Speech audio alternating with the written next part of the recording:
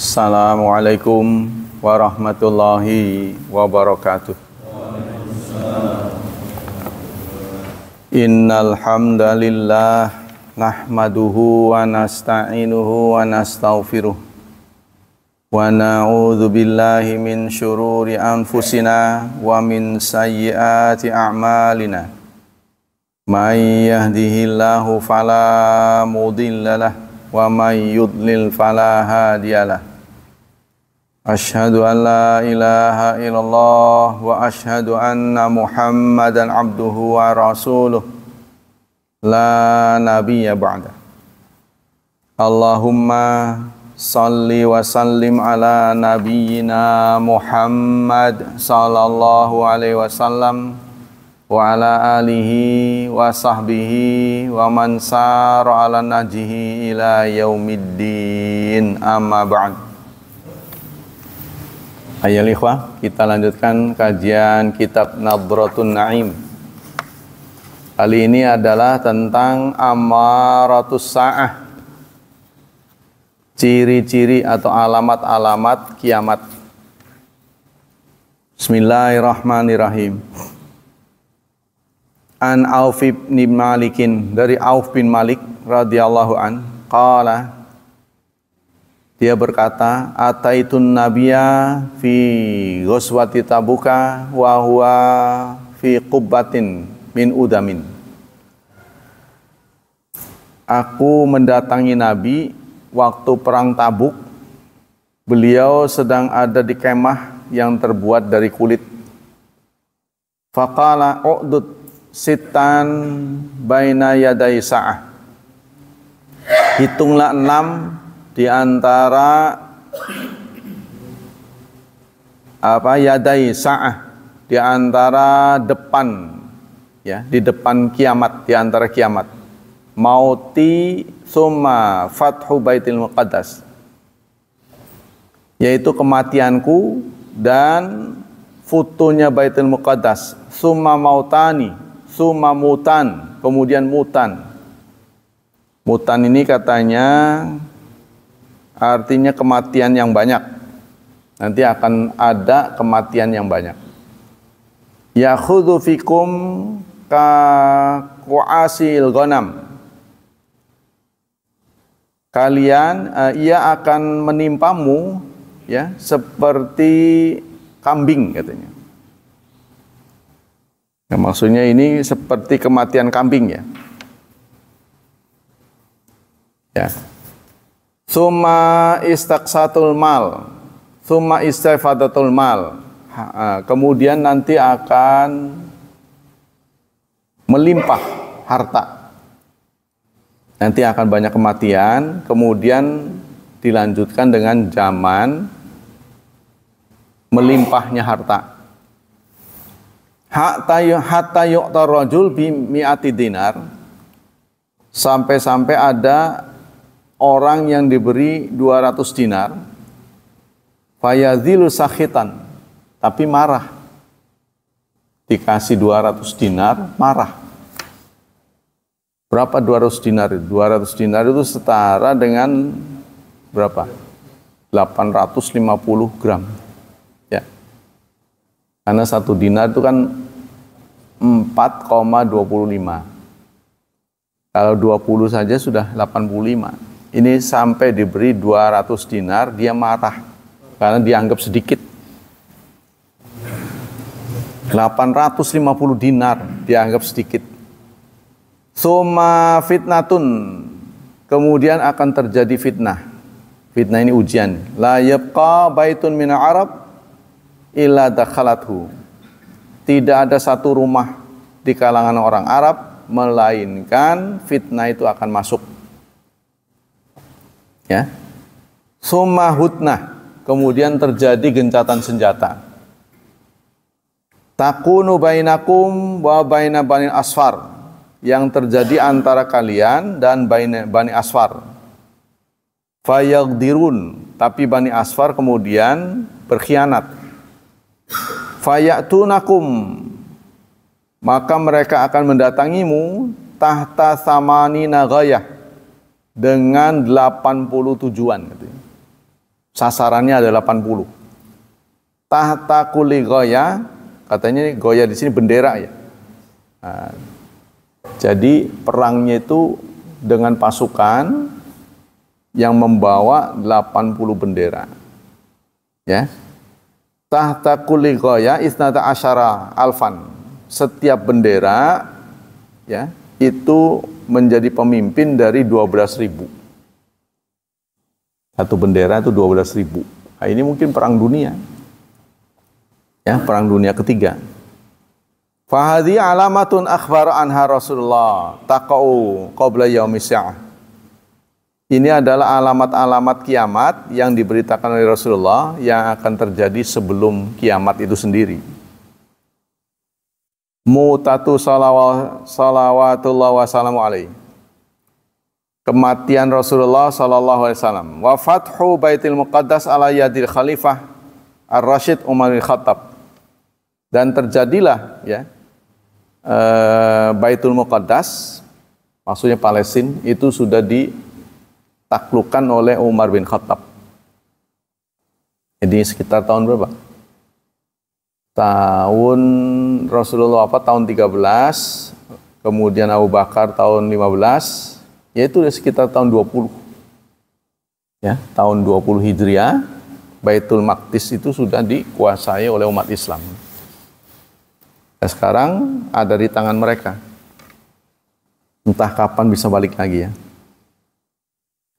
Sanata khamsan kata di sini, tahun 15 bahkan di sini. Ya. Tahun 15. Tahun 15 berarti masih dini sekali. Karena Rasulullah tahun 11 ya. Tahun 11 Rasulullah wafat. Kemudian Abu Bakar menggantikan beliau sampai tahun 13. Karena Abu Bakar cuma sebentar ya. Cuma 2 tahun apa. Kemudian Umar bin Khattab 10 tahun. Beliau menjabat Amirul Mukminin sampai kemudian syahid. Ya, jadi khalifah itu semuanya 30 tahun. Kemudian wa ba'du ta'un wa huwa ta'unu amwas. Kemudian terjadi ta'un, kolera ya, yang terjadi pada Amwas, terjadi di Syam di zaman Umar bin Khattab. Tahun 18 Hijrah. Wa mata fi jama'atun min sadati sahabat.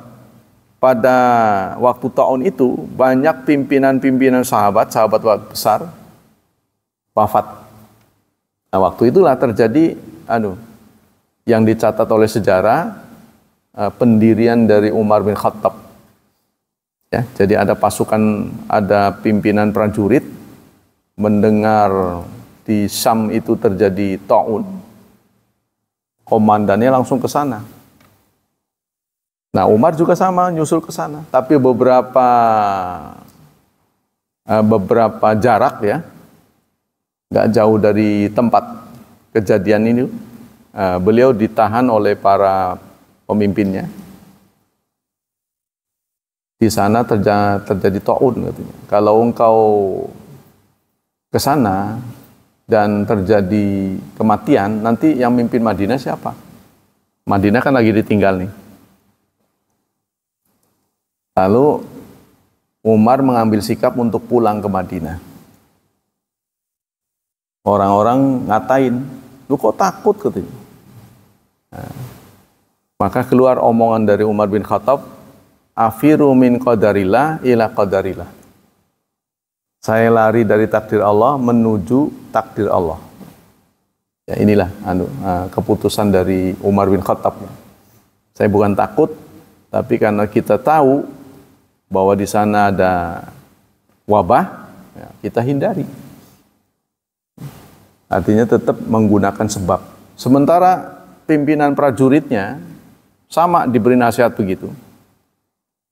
Kata dia, aku tidak mungkin meninggalkan anak-anak buah yang sedang menghadapi penyakit, sementara aku sebagai pimpinan diam saja. Kata dia begitu. Sehingga dia nyusul ke sana. Akhirnya wafat juga si pimpinan ini. Jadi artinya gini, kalau kita menghadapi musibah, ya tentu kita menggunakan ilmu lah, waspada juga. Ya. Tidak, syariat-syariatnya juga dijalanin. Seperti kita menghadapi kemarin, menghadapi COVID. Tapi kalau dibanding dengan ini, taun, banyak yang mengaitkan taun ini dengan COVID. Kalau taun itu ngeglepak, kelihatan. Kalau itu kan berjarak ya, kita berapa hari kelihatan ininya lah. Waktunya kan, sakit, dirawat. Kalau ini memang sampai kelihatan dengan mata. Mungkin lebih tepat kolera. Ya, sudah termasuk jarang ya, kolera menyerang itu. Jadi kalau nyerang itu sakit perut ya, kena perutnya. Kalau kemarin kan kena paru-paru. Kemarin yang diserang paru-paru kan. Kalau taun ini perut. Apa dari sisi makanan ya. Jadi virus ya. Di antara yang mati, yang wafat, Mu'adz bin Jabal. Mu'adz bin Jabal ini kan tokoh yang diutus oleh Rasulullah menjadi pimpinan di sana. Kemudian Abu Ubaidah bin Jirah. Nah, ini sahabat-sahabat terkenal. Wa Syurahbil bin Hasanah. Syurahbil bin Hasanah wa ghairum dan lain-lain. Jadi tokoh-tokoh besar ini. Patut disayangkan ya. Kata ahli agama yaitu namanya takdir. Jadi pasrah, cenderung pasrah. Selanjutnya istifadatul mal, kemudian melimpahnya harta. Wa huwa kasratu wazar dzalika fi khilafati Rasyid Utsman bin Affan. Itu terjadi pada Khalifah Rasyid Utsman bin Affan. Indama fatahal muslimin al-futuh al-azimah. Saat beliau berhasil memimpin futuh di banyak negara. Jadi banyak negara yang kita meluas ya. Expand, meluas, kemudian ditaklukkan itu banyak pendapatan. Karena wilayahnya kemudian menjadi negara. Ya, jadi milik negara. Jadi warga bisa memiliki atas perjanjian kan begitu. Semuanya kan begitu terus meluas, dapat ghanimah.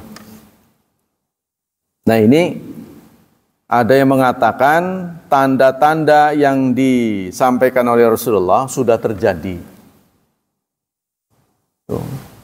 Ya kan Rasulullah menyatakannya sebelum wafat. Nah, setelah wafat ini apa yang disampaikan oleh Rasulullah sudah terjadi belum? Ini kan kita nggak bisa ngepas karena Rasulullah sudah wafat kan. Jadi Rasulullah nggak bisa lagi kita dapati berita, oh ini yang saya sampaikan kemarin, nggak ada kan.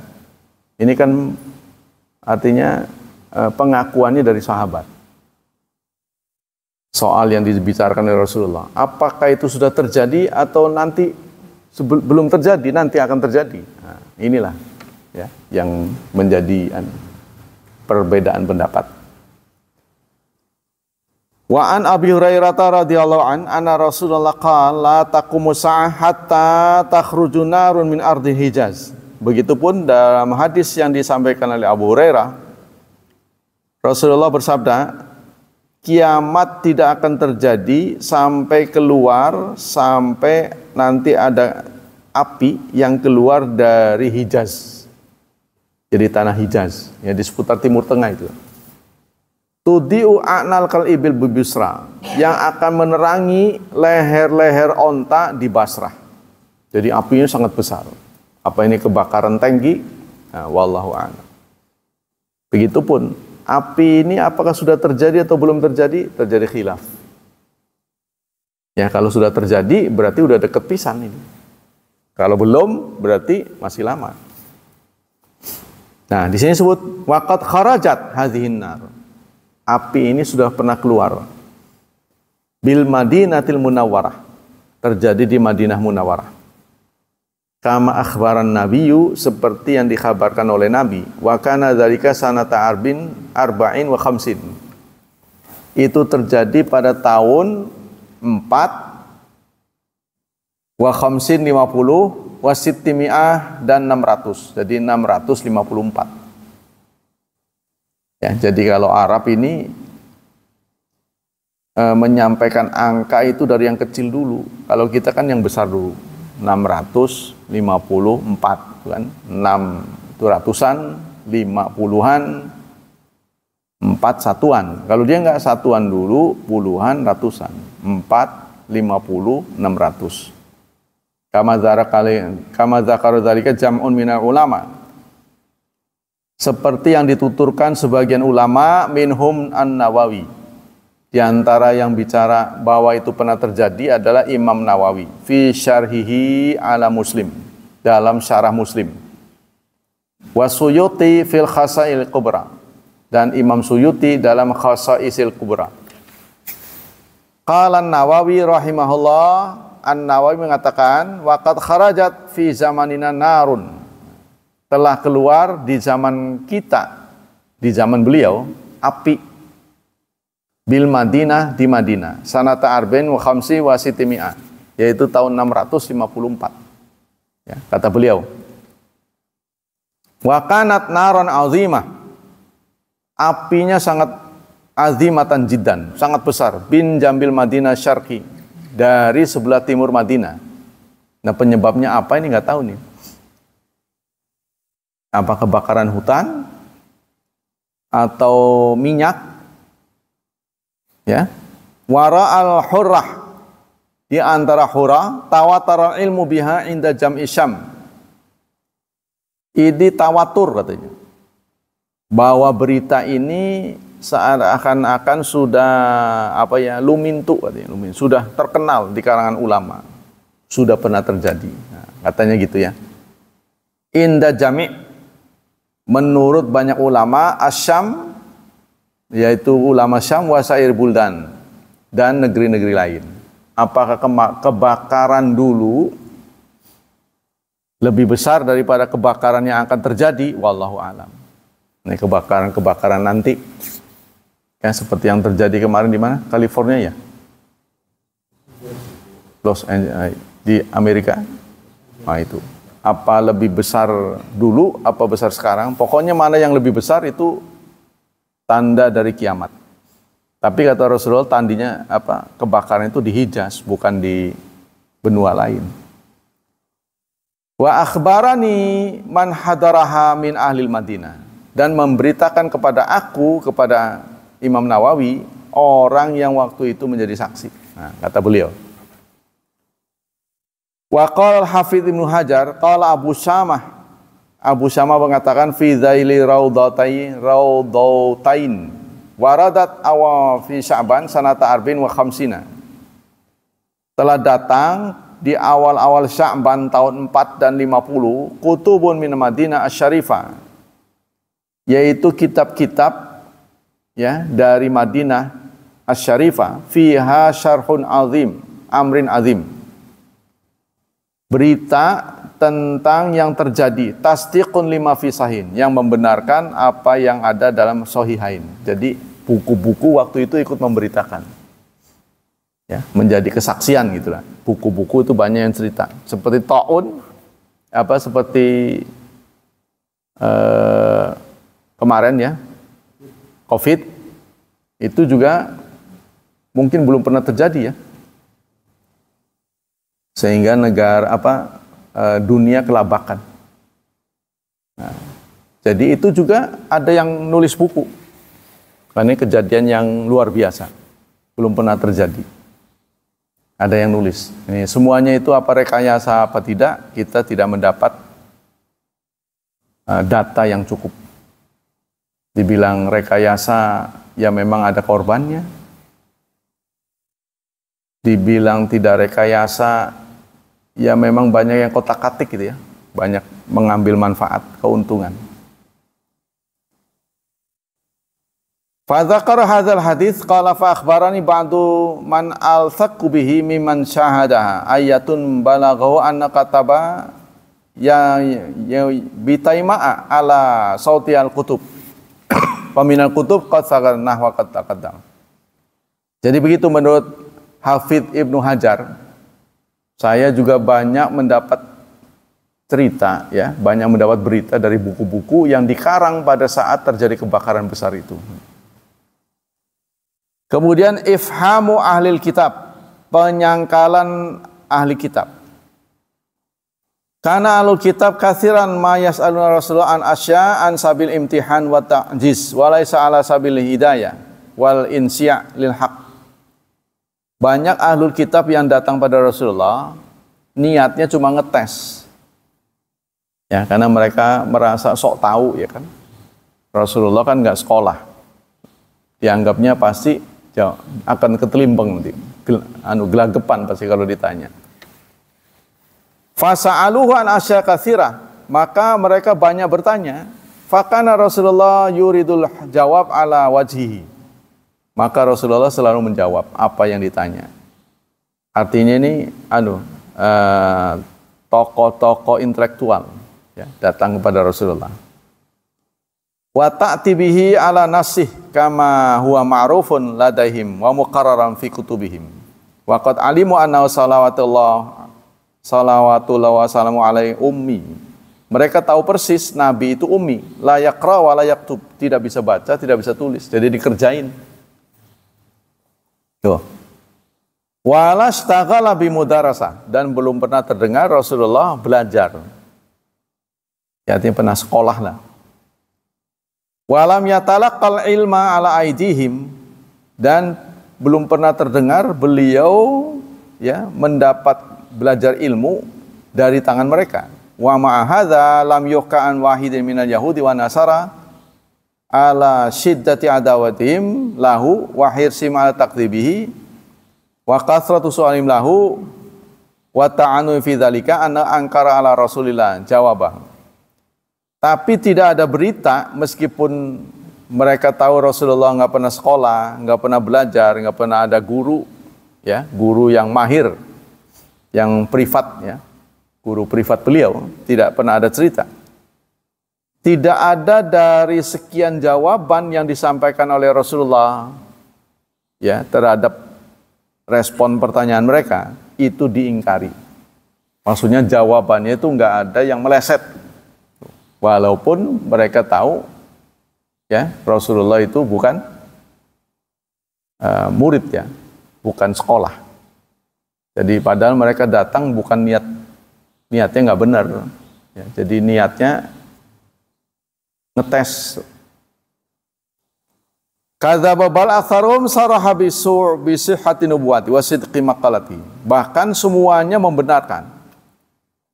Wal mukabir, bahkan ada yang tetap sombong, i'taraf bi inadi wa hasadi, dan ngaku disuruh ikut ya, pertimbangannya aduh gimana ya gitu.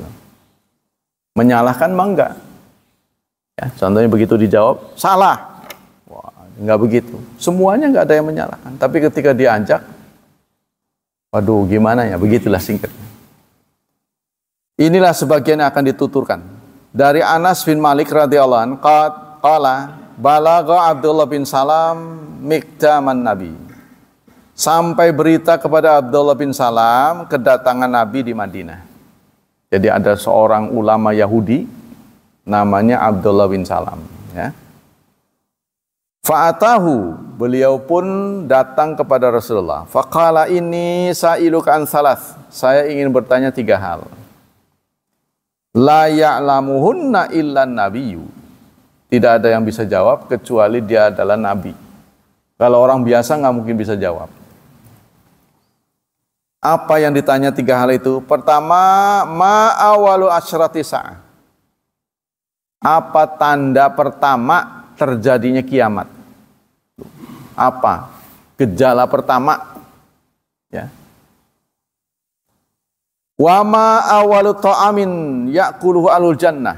Yang kedua, makanan apa yang pertama ya dirasakan oleh penduduk surga? Sajian apa yang pertama dicicipi? Yang kedua tuh. Wa min ayyi syai'in yanza'ul walad min ila abihi. Yang ketiga, kenapa tuh ya? Seseorang itu bisa mirip bapaknya atau mirip ibunya. Kenapa anak itu kok kadang mirip bapaknya, kadang mirip ibunya? Ya kalau nggak kita aja bingung, ya kan? Yang sekolah. Coba yuk jawab ya 3 hal ini. Bingung kita. Apa ya? Khabarani biha anifan Jibril. Nah, beliau ternyata ini nanti pada curhatan beliau pada sahabat, saya waktu ditanya begitu asli saya bingung. Kata Rasulullah. Kemudian saya bertanya pada Jibril. Jibril, kasih tahu dong apa. Katanya ini nanti ada hadis ini. Nah, maka ini di sini mengkhabarkan kepadaku barusan Jibril. Nanti dalam hadis yang lain, saya aslinya nggak tahu. Apa yang ditanyakan itu aslinya saya belum tahu. Tapi kemudian saya, waduh, gawat ini kalau nggak bisa dijawab. Saya, Jibril, tolong beritahu. Faqala Abdullah, dzalika aduul yahudu minal malaikati. Dzalika aduul yahudu minal malaikati. Faqala Rasulullah, dzalika aduul yahudi minal malaikati. Maka berkata Abdullah bin Salam, ya, itu adalah musuh. Jadi sebentar lagi akan ada orang Yahudi yang datang ke sini, musuh Allah. Faqala Rasulullah SAW. Jadi maksudnya gini, si Abdullah bin Salam ini sebenarnya membekali Nabi pertanyaan-pertanyaan yang sebentar lagi akan ditanya oleh orang Yahudi yang mau datang. Oh, ceritanya gitu, Abdullah bin Salam ini. Jadi dia tanya duluan, ntar ada lagi nih yang nanya begini, cepet jawab. Gitu. Iya. Maka Rasulullah menjawab, amma awal asyra sa'a fanarun. Gejala kiamat yang pertama dirasakan adalah adanya api. Ya, tasyurun nas yang hebat. Tasyur ini artinya sampai kepada semua orang. Minal masyriq ilal maghrib, dari timur sampai ke barat. Apinya besar sekali. Tuh, itu pertama, ya. Tanda kiamat diawali dengan begitu. Jadi kalau itu belum terjadi, ya walaupun ada api, ya sebagian saja di sana. Ya mungkin ini bisa diartikan sudah terlalu banyak gedung kali ya. Jadi hutan-hutan digunduli itu kan, sehingga memicu itu kebakaran di mana-mana. Kita nggak ngerti lah. Yang kedua, wa amma awalu ta'am ya'kulu alu madin jannah. Adapun makanan pertama yang akan dicicipi oleh penduduk surga, faziyatu kabid hut, maka dia adalah jantung ikan. Tuh. Ya, suplemen jantung ikan. Apa ini? Emang ikan ada jantungnya? Suplemen jantung ikan. Nah, ini karena makanan surga belum tentu sama dengan dunia, kan? Wa utubihi mutasyabiha. Jantung ikan katanya. Jadi kabid hut. Hut itu ikan, kabid itu jantung. Nah, rupanya bagaimana nggak ngerti nih. Jantung ikan kalaupun ada mungkin pahit kali ya. Pahit nggak? Saya pernah ngerasa ini jantung ikan. Kayaknya dibuangin ya. Kayaknya ikan mah dibuangin kan? Bukan, ini jantung. Bukan, kalau kita itu kan biasanya dibuangin kan? Jeroannya itu. Iya, jadi saya sendiri belum pernah. Kalau jantung ayam kan pernah, gitu kan. Jantung ikan ini seperti apa? Kayaknya dibuang-buangin kayaknya. Katanya gitu. Terus yang ketiga, kenapa kok anak bisa mirip bapaknya, kadang mirip ibunya? Gimana itu? Nah, ya. Wa amma syaba fil walad, adapun keserupaan pada anak, fa inna rajul, maka jika bapaknya ghasyal mar'a, menyetubuhi istrinya, fasabaqaha ma'u, air bapaknya duluan, maka dia serupa bapak. Ini kalau kita bahasa apa, kromosom apa Pak? bukan kromosom duluan. Itu kan sekarang bisa bisa dibuat apa gimana ya? Direkayasa orang pengen punya anak laki-laki gitu. Dibanyakin apanya gitu. Y dan apa gitu, X ya. Y dan X kromosom gitu. Kayak dunia kedokteran lah. Nah, ini kenapa anak bisa ada yang memper bapaknya, ada yang mirip ibunya. Nah, itu kalau air yang duluan masuk itu bapaknya, maka dia mirip bapak. Katanya gitu. Cairan ya. Kalau yang lebih banyak ibunya, maka mirip ibu. Tuh. Lah kalau bapak sama ibu nggak mirip gimana?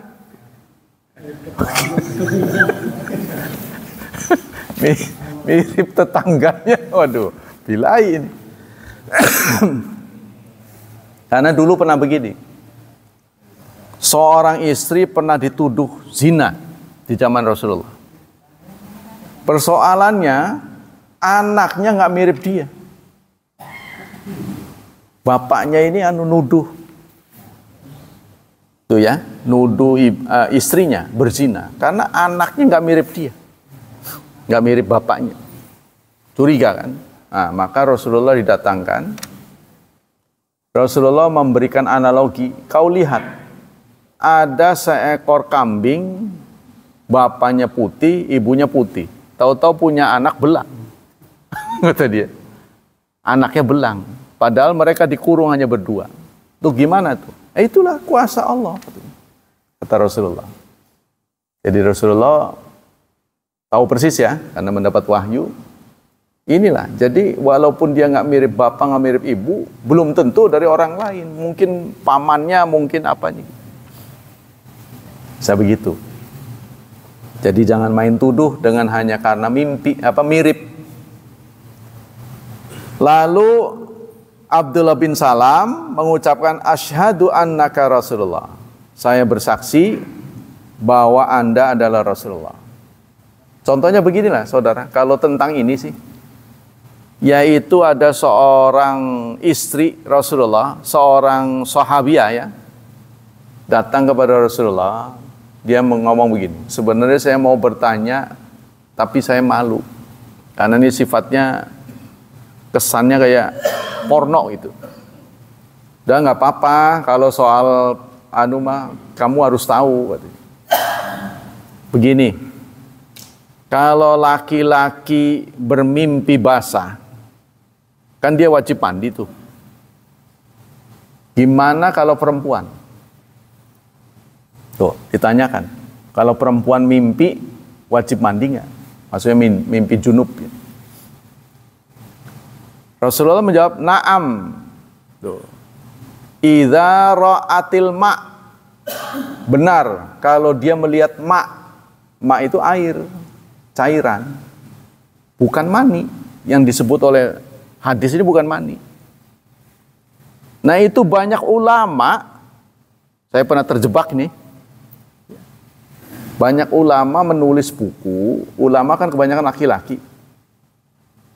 Dengan memberi fatwa, ya, bahwa perempuan wajib mandi kalau keluar mani. Jadi artinya ulama menggambarkan perempuan juga memproduksi mani. Ya, apa laki-laki keluar mani, perempuan keluar mani. Begitu tuh. Padahal menurut ilmu kedokteran hanya laki-laki sajalah yang menyemprotkan mani. Kalau perempuan enggak. Dia hanya mengeluarkan cairan lubrikasi. Tanda dari mani itu nyemprot. Mimma indafik. Dafik itu nyemprot. Mancur. Jadi kalau perempuan enggak meleleh. Saya pernah ditegur.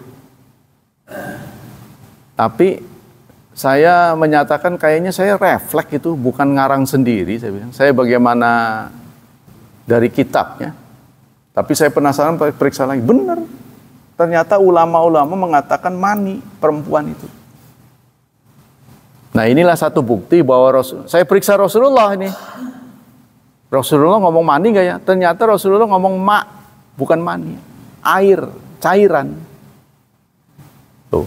cairan. Jadi itulah bedanya ya, bahwa beliau itu berdapat wahyu. Artinya kalau beliau manusia biasa pasti ikut-ikutan. Ya, karena yang nampak kan memang cairan, laki-laki cair setelah. Tapi kalau waktu baru kelihatan gejalanya kan, prosesnya. Dia kan nggak melihat proses. Setelahnya sama-sama air. Tuh, jadi Rasulullah mengatakannya na'am idza ra'atil ma'. Benar jika seorang wanita melihat cairan. Jadi kalau seorang mimpi melihat cairan ada keluar dari kelaminnya, maka dia wajib mandi. Ya, kalau tidak, untuk perempuan, kalau tidak keluar berarti nggak wajib. Begitu juga laki-laki ya. Kalau laki-laki kayaknya keluar nggak keluar mimpi itu wajib mandi apa ya? Saya lupa. Karena keluar ya. Kalau nggak keluar, nggak wajib. Seperti yang sudah tua-tua kan nggak keluar, kering. Sehingga ada jamaah kita yang nanya, saya berhubungan dengan istri, nggak keluar, Ustadz, wajib mandi nggak? Wajib itu mah. Disamain kayak mimpi. Wajib itu mah, karena wajib mandi itu pertama keluar mani. Mau berhubungan apa enggak, itu kan terserah, pokoknya keluar mani. Yang kedua berhubungan, mau keluar atau enggak gitu. Apalagi dua-duanya ya berhubungan yang keluar. Jadi saya enggak keluar katanya. Wajib mandi enggak? Nah yang nanya sudah tua. Ya wajar. Kita lanjut. Kalau enggak keluar mandi junub aja gimana itu? Tidak keluar tetap mandi junub. Tapi kita mandi dengan air mandi junub. Ya itu kesalahan. Jadi ibadah itu kalau tidak disuruh jangan dijalani. Menjalankan sesuatu tanpa disuruh itu masuk kategori dosa. Keroknya begitu. Setelah sekalian bersalah. Iya gitu, ada kaidahnya. Kecuali ada perintah. Tapi kalau kita ragu, contohnya kita belum tanya, wajib nggak ya? Sudah, daripada saya nanti dosa, mandi aja lah, nanti tak tanya. Nah, itu nggak apa-apa. Karena belum tahu. Tapi kalau sudah tahu, kita harus pasti. Ya contohnya, setelah wudhu, kentut apa enggak ya? Kan namanya udah umuran ya. Iya.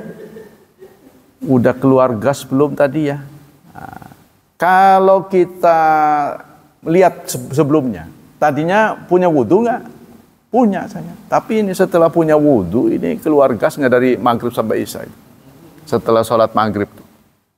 Maka kita anggap sebelumnya. Berarti berwudhu. Kan Rasulullah mengatakan, kalau kau tidak tercium bau, tidak terdengar telinga, maka anggap aja nggak.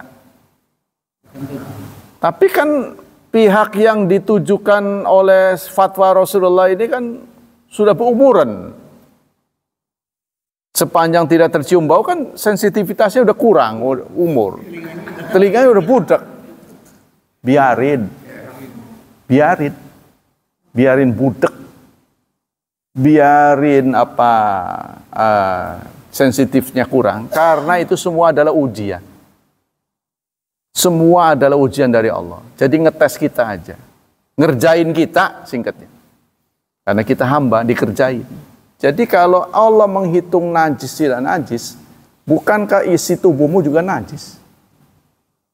Kotoran kita yang kita keluarkan memang di dalamnya nggak ada. Kan masih nyisa. Nggak tahu berapa on yang belum keluar. Kan masih diproses kan di usus. Itu kan sudah masuk kotoran kan, limbah kan. Cuma belum keluar. Iya, di usus besar itu. Kalau kita mau tuntasin ya pakai lah. Wah ya,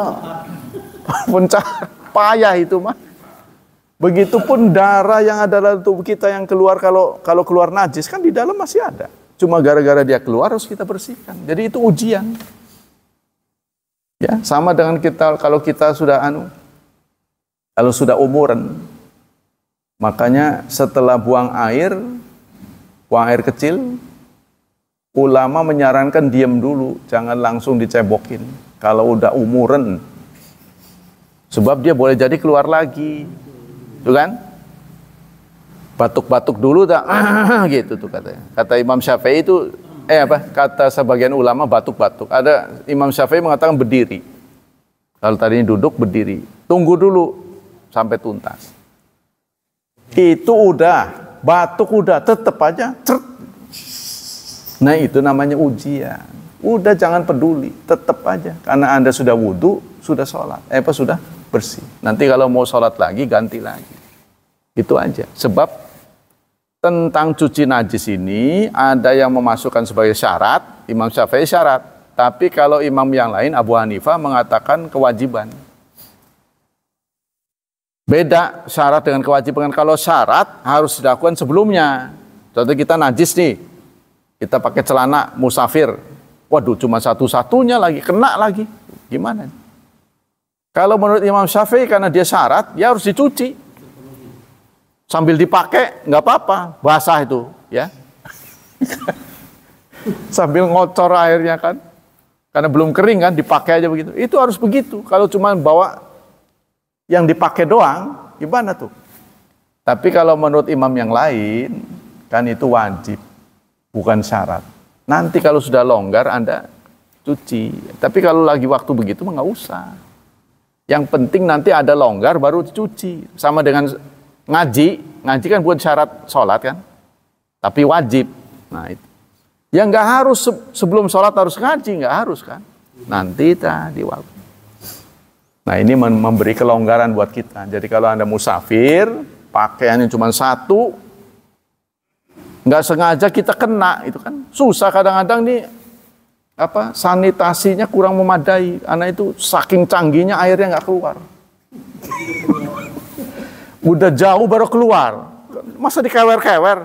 Kalau disarungin dulu kena, ya kan? Makanya Anda harus hati-hati, jajal dulu. Kalau mau pakai toilet tuh jajal dulu keluar nggak airnya. Sekarang saking canggihnya begitu, irit air ceritanya. Iya, paling aman bawa aqua. Contohnya begini, kalau malam kita junub,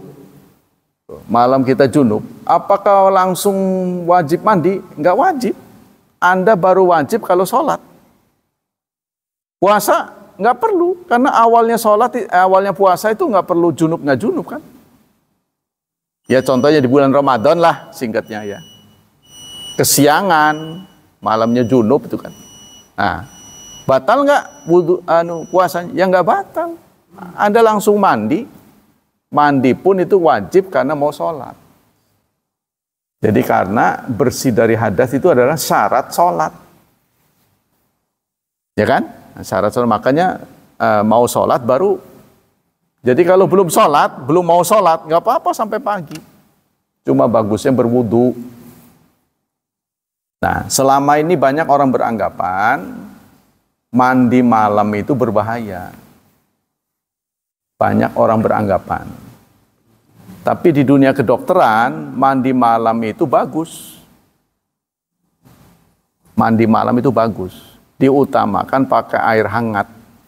Kalau nggak bisa air hangat, ya air kita kan nggak terlalu dingin. Air tanah kita nggak terlalu dingin. Karena kita di tempat yang kurang lebih 28 sampai 30 lah, bukan di Bandung. Kalau Bandung dingin bener. Nah itu bagus katanya, menurunkan tensi, mengurangi kadar gula darah. Ya, gitu. Tapi itu kalau pakai air hangat, kalau pakai air dingin ini masih menjadi kontroversi. Nah kalau pakai air dingin, Rasulullah memberi petunjuk wudhu dulu mau mandi itu, sebab mengenalkan adaptasi. Jadi nggak kaget kita wudhu, makanya wudhu dulu, tangan, muka. Setelah itu kan tempat-tempat dingin nih, tempat yang sensitif dingin itu kan telinga, tangan, ya kan? Kalau kaki mau udah nginjek lantai. Gitu. Jadi kalau ini sudah terbasahi, tubuh kita adaptasi nggak kaget. Nah, itu. Selama ini saya juga mendapat berita rematik katanya. Kalau mau mandi malam, Padahal dalam dunia kedokteran nggak ada. Makanya kalau mau tidur, coba Anda rujuk ya ke kedokteran. Malam mau tidur, kalau pakai air hangat disepakati baik. Tapi kalau pakai air dingin tidak disepakati. Ada perbedaan pendapat. Tuh. Jadi itu membuat tubuh kita imunnya akan lebih. Tuh. Katanya gitu. Saya juga buka-buka itu. Selama ini yang saya terima begitu memang tadi itu. Yang dimaksud malam itu subuh. Ya, tapi saya mau tidur ini. Mau tidur. Jadi jam mau tidur antara jam 9 sampai jam 10 mau tidur. Itu saya lihat ternyata itu membuat kita imunnya bertambah. Yang disepakati itu air hangat. Air hangat. Kalau air dingin ini terjadi perbedaan pendapat. Cuma kalau menurut saya kan kita tempatnya nggak terlalu dingin. Gitu loh maksudnya. Kalau tempat yang dingin banget kayak Wonosobo itu, waduh lah iya beneran itu. Itu membuat kita sakit. Ini terjadi khilaf di antara ulama. Ada 2 hadis yang menyatakan satu batal, satu tidak. Sehingga ada ulama yang bersikap membatalkan. Ada yang bersikap tidak membatalkan. Yang membatalkan berpegang pada hadis, yang tidak membatalkan berpegang pada hadis juga ketika Rasulullah mengatakan hiya bid'atun minka. Dia adalah bagian tubuh sama dengan bagian tubuh yang lain. Seperti Anda pegang telinga, pegang tangan, itu setara dengan itu. Ada yang mengambil sikap menengah. Kalau Anda megang dalam tanda kutip, bukan megang, memegang-megang itu namanya.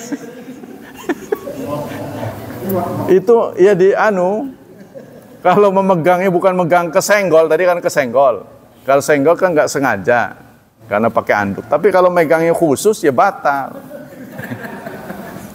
Itu ada yang menengah tuh begitu. Terangsang apa enggak? Kalau enggak terangsang mah enggak. Seperti Rasulullah keluar dari masjid mencium istrinya, tidak pernah disaksikan oleh sahabat berwudu lagi. Ada yang mengatakan memegang istri tetap batal. Lah itu Nabi gimana? Itu kan Nabi katanya. Ada yang gitu tuh. Ya kita hargai pendapat dia. Terus ada yang mengatakan, oh nggak batal, wong Rasulullah aja nggak batal, gitu kan? Rasulullah itu adalah orang yang bisa menjaga girahnya, ya, menjaga libidonya. Kamu mah enggak. Ada yang ngomong begitu. Jadi tergantung pada kita. Kita nyium itu cium kasih sayang atau cium nafsu. Ya kan? Kalau kita sekedar mau pergi kan cium kasih sayang. Berarti itu enggak. Karena Rasulullah kan keluar dari rumah mau ke masjid. Cium kasih sayang, bukan cium ada periode lain gitu kan. Ada ronde kedua ketiga. Bukan itu. Iya itu. Istri baru ya. Ya sebenarnya istri itu sebenarnya bisa diperbaharui, Pak. Istri lama bisa diperbaharui. Iya, dengan cara jarang ketemu. Jarang ketemu. Jadi salah satu penyebab kita bosan itu bukan terjadi pada orang saja. Makanan juga begitu. Tunjuk mana makanan yang menurut Anda paling enak. Sering makan, bosan. Tapi kalau jarang, secara periodik, itu kangen. Iya. Iya di karantina. Karena kita saben hari ketemu terus gitu. Itu. Maka kita harus menjaga kesadaran lah gitu. Jadi istri itu bukan pihak yang terlalu boleh kita salahkan. Karena dia kan rajin gitu ya, menyambut kita. Kok kenapa kita bosan? Jadi ada orang tua yang ketemu saya tuh di satu masjid. Dia memberitahu saya barusan operasi prostat katanya. Karena dia anggota pengajian, dia terus terang. Saya tanya lagi setelah dia operasi prostat, saya tanya, kenapa kok bisa begitu? Jarang berhubungan saya. Dia langsung belak-belakan. Nggak tedeng-alingan. Kan Pak Ustadz udah ngomong, nggak supaya lancar tuh berhubungan. Saya mah jarang. Katanya. Ini akibatnya sakit. Jadi seharusnya saya pernah saya pernah sampaikan ini yaitu di kalangan teman-teman guru. Mereka menganggap saya memihak. Ya laki-laki yang maunya begitu katanya. Padahal saya menjelaskan kedokteran. Nah, satu saat ada penyuluh dari puskesmas datang ke sekolah, menjelaskan perempuan kebetulan, kalau laki-laki dia curiga lagi. Iya, kata dia, Bu, jangan dilarang kalau suami begitu, itu satu bentuk olahraga, ya kalori yang terbuang tuh berapa, itu kan. Nah itu tolong tetap kita melayani gitu. Oh baru tahu, ya saya bilang memang saya kasih tahu ya sebenarnya. Baru sadar. Tuh. Jadi gitu. Itulah hal-hal yang kita nggak banyak tahu. Sekarang kita ke kitab Riyadhus Shalihin tentang al-hath ala salati tahiyatil masjid. Sudah ini ya. Sudah ini. Tentang tahiyyatul masjid sudah. Terakhir ya. Nah, berikutnya adalah tentang istibab rakaatain ba'da wudu. Sunnah 2 rakaat setelah wudu. Diriwayatkan oleh Abi Hurairah anna Rasulullah qala li Bilal. Suatu saat Rasulullah bicara pada Bilal. Nah ini, jadi kalau sholat 2 rakaat ba'da wudu ini spesialis Bilal, pasti ingat Bilal. Kalau niat pasti Umar bin Khattab. Ya. Nah, itu ada spesialis begitu tuh. Jadi ada momen tertentu yang hanya dipunyai oleh sahabat itu saja. Ya, hadis ahad namanya. Ya Bilal, suatu saat Rasulullah menegur Bilal, wahai Bilal, haditsni, beritahu kepadaku bi arja amalin amil tahu fil Islam. Amal apa yang kamu kerjakan dalam Islam, ya, yang sangat berpengharapan. Maksudnya Anda inginkan banyak ganjarannya. Fa inni sami'tu dafana laika baina yadayya fil jannah. Karena aku mendengar derap ya suara sandalmu di depanku di surga. Saya dengar suara kakimu di surga. Ini amal apa yang kamu kerjain sehari-hari? Qala ma'amil tu amalan arja indi, tidak ada amal yang spesial aku kerjakan min annani lam atatahar tuhuran fi sa'atin min lain nahar illa sholaitu bidzalika tuhur, melainkan aku tidak berwudu, aku tidak bersuci di kapanpun ya, kapanpun aku tidak bersuci kapanpun, baik malam maupun siang, melainkan saya sholat setelah itu. Maku tibali an usalliya, apa saja yang diwajibkan padaku untuk salat. Wah, belum apa-apa udah. Jadi pada hadis ini apa maksudnya? Min maudid fadlu Bilal min ribah. Nah, jadi yadharu fi dzalika qauli raya Bilal, hadisnya aja amal. Fa ini sami'tu qala Ibnu Hajar asyaqu fi masyar bi athbati fadlu. Wah, ini keterangannya banyak ya.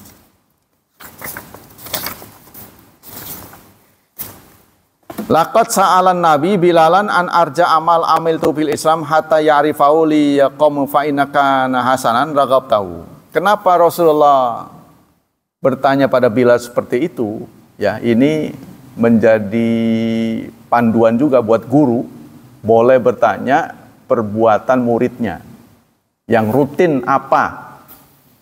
Sehingga kalau perbuatan itu baik, pasti dia akan mendorong lanjutkan, gitu kan? Tapi kalau buruk, dia akan memberi nasihat. Nah, gitu ya. Wa binan ala zalika fa inna ala murabbin ayas'alu atba'a min afdali amalihim. Wah, anunya banyak ya. Singkatnya, hadis ini mendorong kita untuk sholat 2 rakaat setelah wudu.